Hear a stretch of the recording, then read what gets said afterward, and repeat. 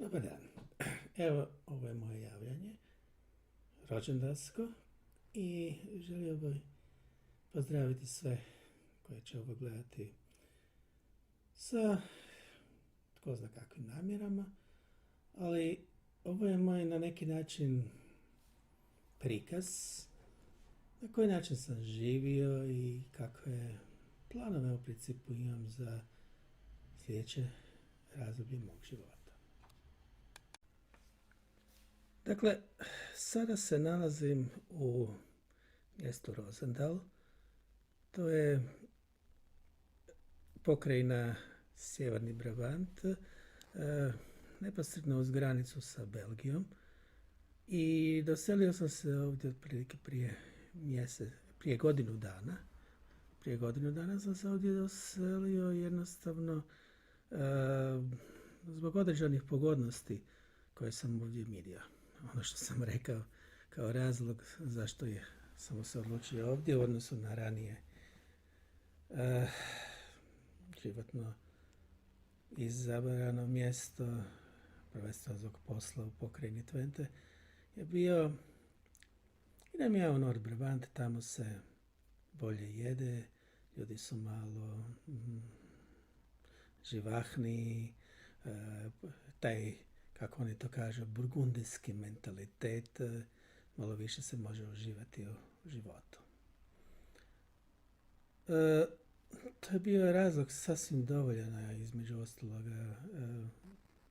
Drugi razlog je bio što su radni uslovi bili u načelu bolji i u ovih godinu dana sam napredovao.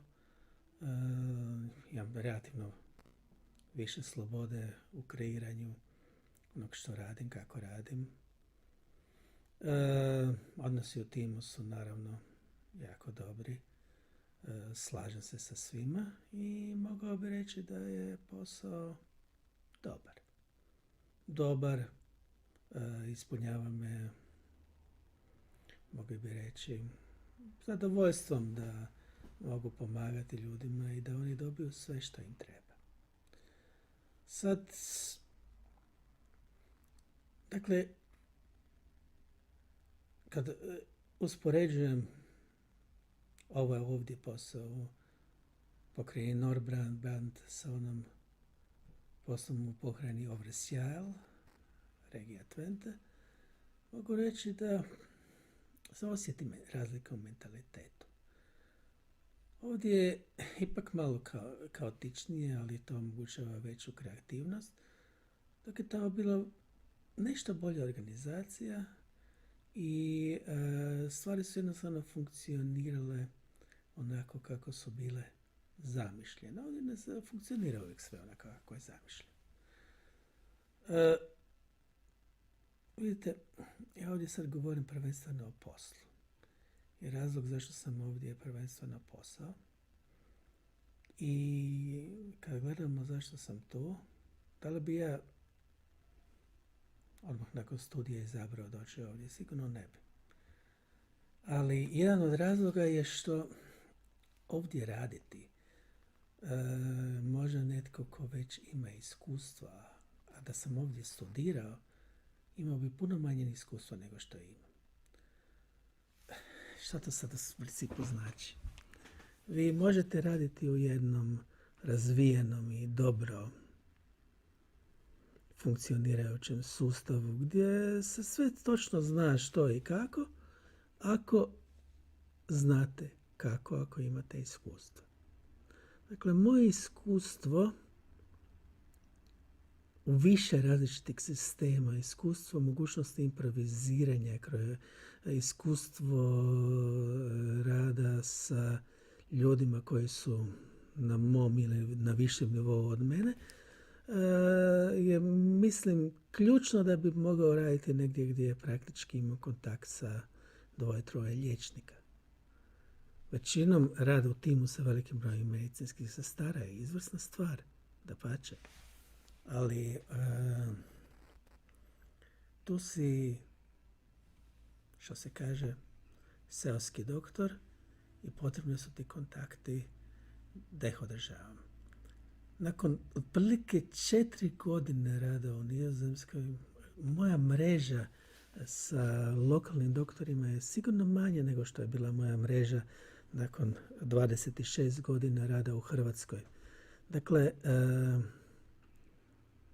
na neki način sam osuđen da samostalno otkrivam neke nove stvari, da bi imao sigurnost u poslu. Dakle, gdje tu nastane problem? Problem vam nastane onog trenutka kada imate potrebu za daljnjom nadogradnjom, a morate sami tražiti način kako doći do određenih informacija. To je tiče mog životnog radnog stila. Meni u načelu ne predstavlja problem da idem na bazične informacije, da idem po informacije tamo od kuda su one i nastale, dakle znanstveni članci i druge slične stvari, ali to zahtjeva puno energije vremena. S druge strane, još uvijek i nakon 4 godine učim stil rada i modele komunikacija koji su ovdje prisutni, kako u organizaciji, kako sa drugim kolegama, i to je drugačije nego na što sam bio ranije navikao. I nemojmo zaboraviti, naravno, onaj najveći problem koji čovjek nakon nekoliko godina života u jednoj kompletno novoj sredini ima, to je jezik. Sad bi se malo htio osvrnuti na cijelu tu priču. Dakle,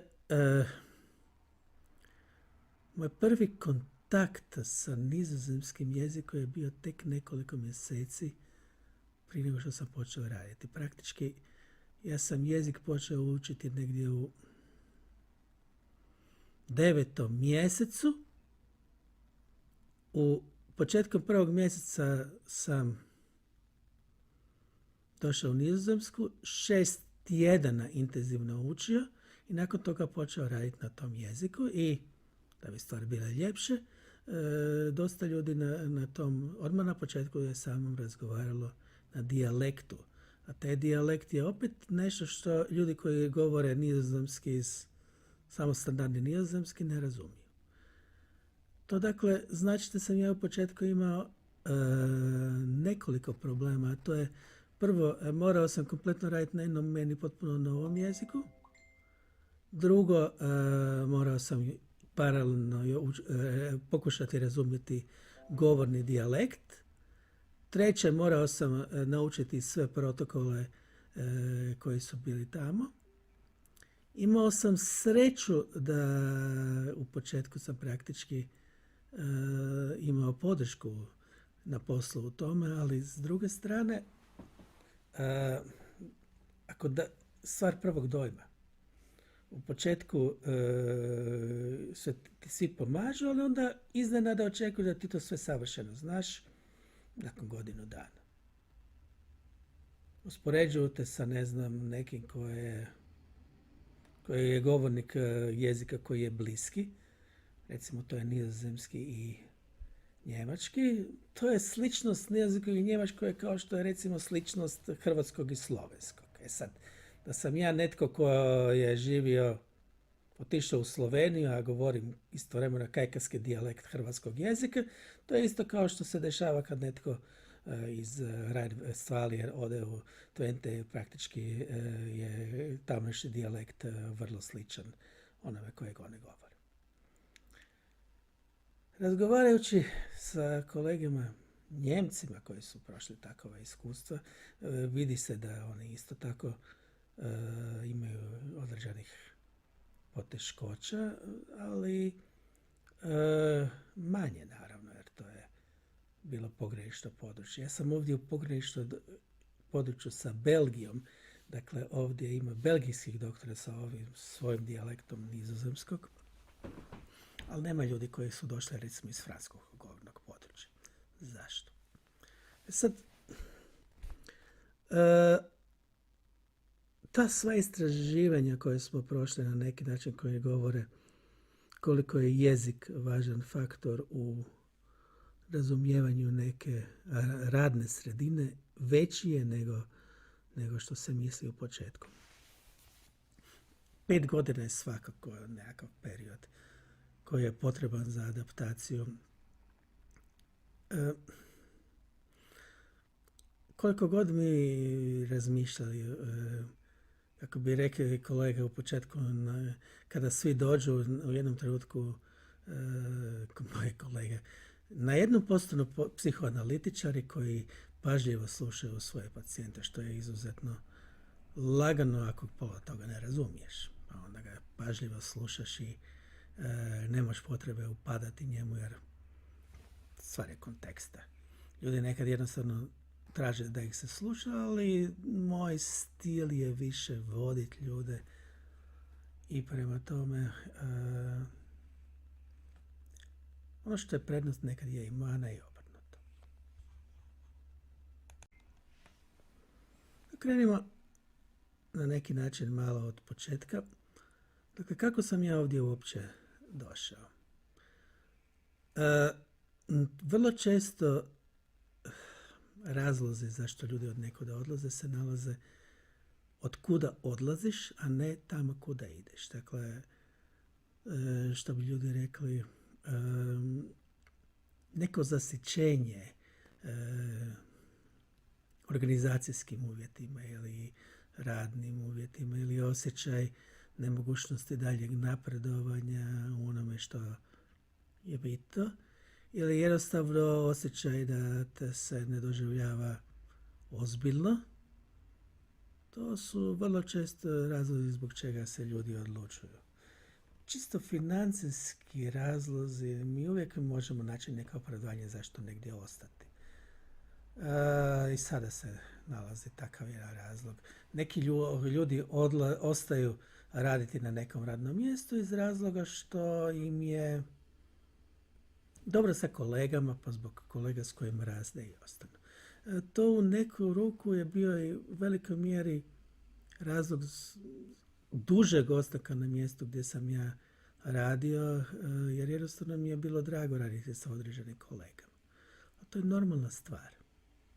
Nekakve životna iskustva koje se dobivaju sa promjenom imaju pozitivne i negativne strane. Jedna od negativnih strana je svakako stvaranje neke nove mreže poznanstva, kako poslovno, tako i privatno.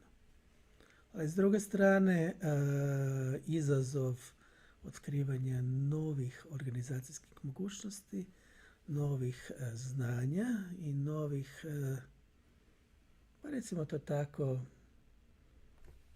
vanjskih faktora dovode zašto odlazak na neko mjesto je dobra opcija, ali s druge strane koliko dugo ostati je drugo pitanje.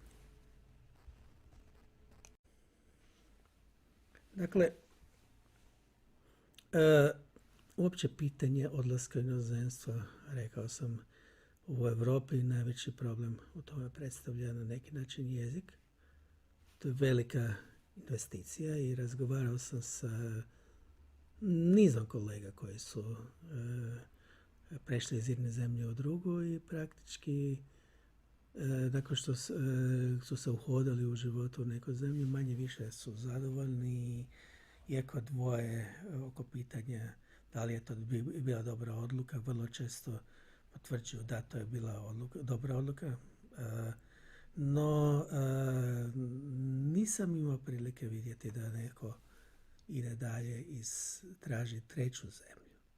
Sad, barem ne u mojoj struci, jer rekao sam 5 godina je nešto što je otprilike period jednog relativno dobre integracije koje zadovolji nekakve profesionalne interese.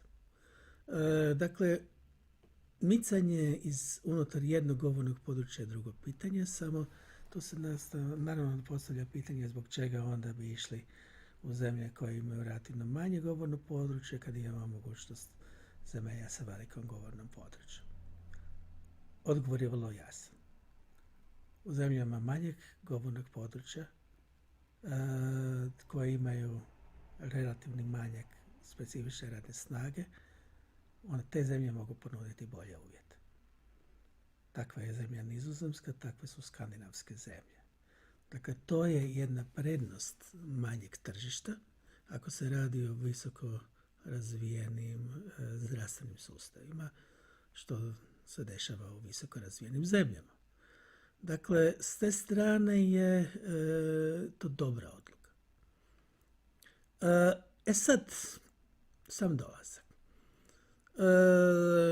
Odlazak u jednu novu radnu sredinu za mene nije odluka koju bi donio preko noći, pa jer nije to isto kao ja sad spakiram kofer, krenem vlakom, stignem i na kolodvoru tražim prvu osobu iz moje sredine koja će mi pomoći da se snađem. To ne postoji.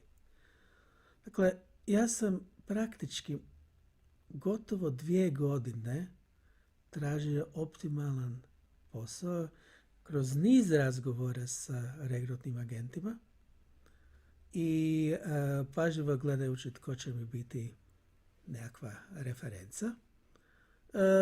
Neki od njih su mi čak otvoreno rekli, pa ja sam mislio da ti nikad nećeš otići, da ćeš ti uvijek ostati. Zato što je meni jednostavno trebalo više vremena za odluku. Rezultat je bio taj da sam izabrao zemlju gdje praktički nisam imao nekakvu grupnu podršku, jer izuzetno mali broj mojih kolega je došlo iz Hrvatske. I zbog toga mi je na neki način dosta bilo bitno da jako dobro razumijem gdje odlazim. Dakle, to je jedna, mogao bi reći, čak i malo predobra priprema. Sad, naravno, doći preko regrutne agencije koja, kako nema puno iskustva sa Hrvatima, jezični tečajevi su bili kraći. To mi je dosta odmoglo u početku, ali s druge strane mi je omogućilo da praktički radim posao dakle, od prvog dana, dakle već nakon 6 tjedana. Nisam puno vremena gubio na učenje jezika i došao sam pun entuzijazma i krenuo raditi i dobio praktički punu plaću od samog početka, što je nevjerovatno.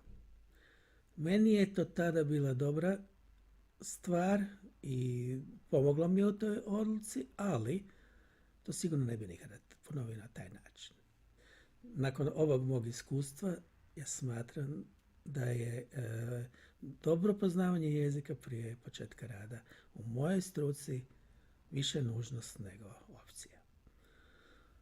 Naravno, zbog čega sva društva stručna sada već u Europi podržavaju upravo takav pristup, ja se s time potpuno slažem.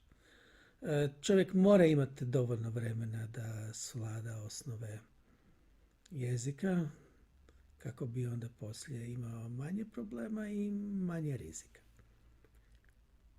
Kad govorimo o rizicima posla,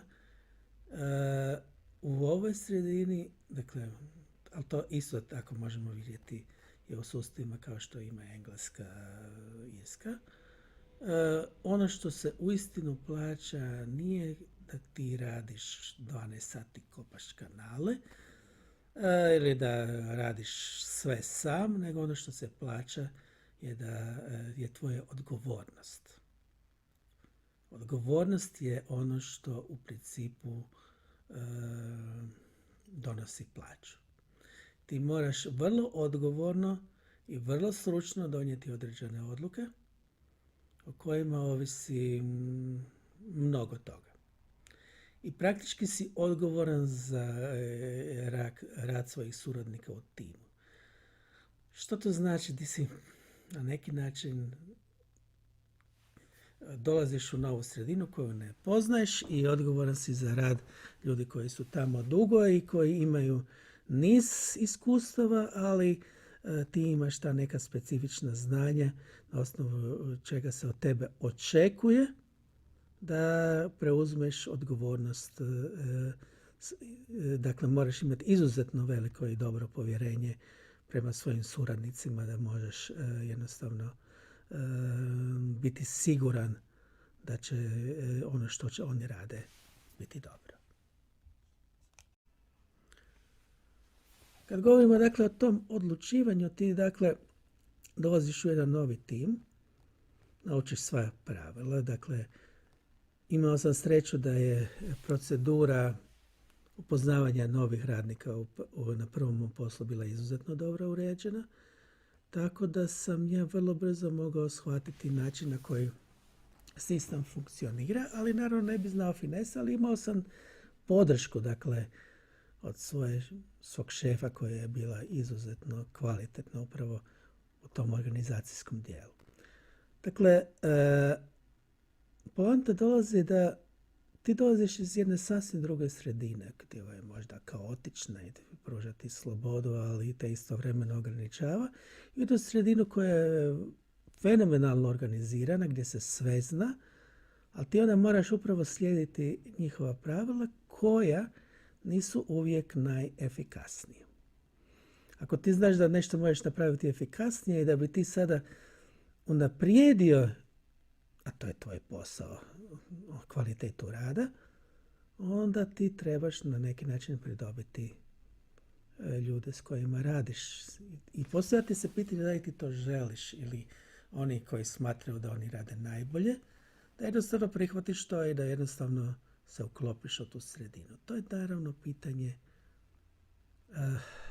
profesionalnog na neki način pristupa. Dakle, na koji način ja profesionalno pristupam jednom sustavu i u kojoj mjeri se u taj sustav uklapam, a u koji način pokušavam nešto unaprijediti, a prvenstveno da bi stvari jednostavno funkcionirale na jedan mrvicu bolji način. Reći ću jedan takav neki detalj. Dakle, moj prvi posao je bio na određenom zatvorenom odjelu gdje su neki pacijenti, oni kažu klijenti, bili kroz jedan duži period. Sad, kad je neko duži period zatvoreno na jednom biološkom odjelu sa izlazima i sve, oni su bili upoznati sa nekakvim svojim boljim i lošim fazama, oni bi dugo boravili tamo, ali bi imali lošije faze i onda bi na neki način tim reagirao.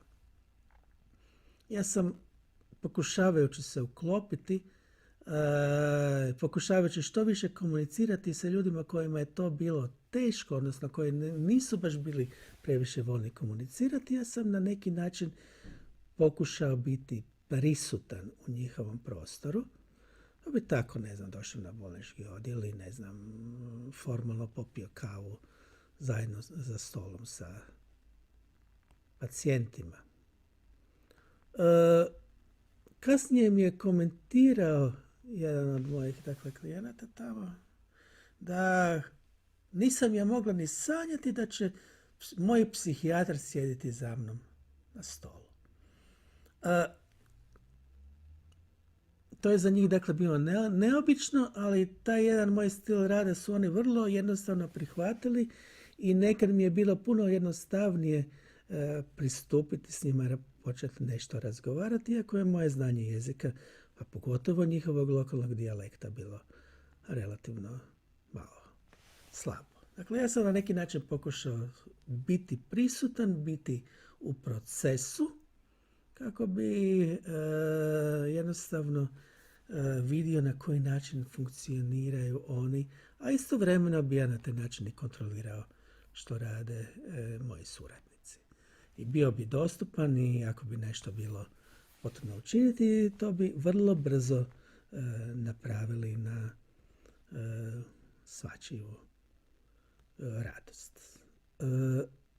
Posljedica tako jedne minimalne intervencije u sustav je bilo da, to mi je, jedna moja šefica rekla, gledaj, ti si sad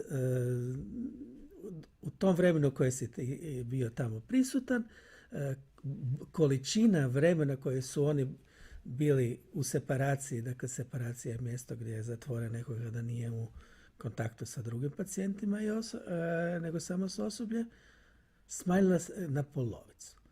Dakle, ti pacijenti koji su bili osjetljivi, koji su imali te svoje impulzivne ispade, samim time što si bio prisutan, su ta neželjena ponašanja smanjili na polovicu.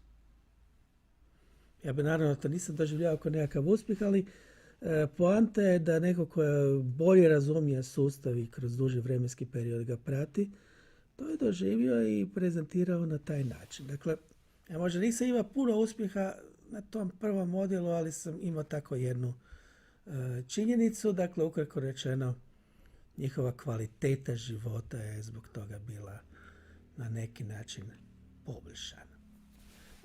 Naravno, to nije eksperiment, to je jednostavno jedan ljudski odnos i ako vi vidite što možete raditi nekad, ako se vratimo na one bazične stvari, ako se dakle vratimo na ta otkrića koja su praktički u 18. stoljeću bila, to može značiti poboljšanje kvalitete ukupnog miljeja.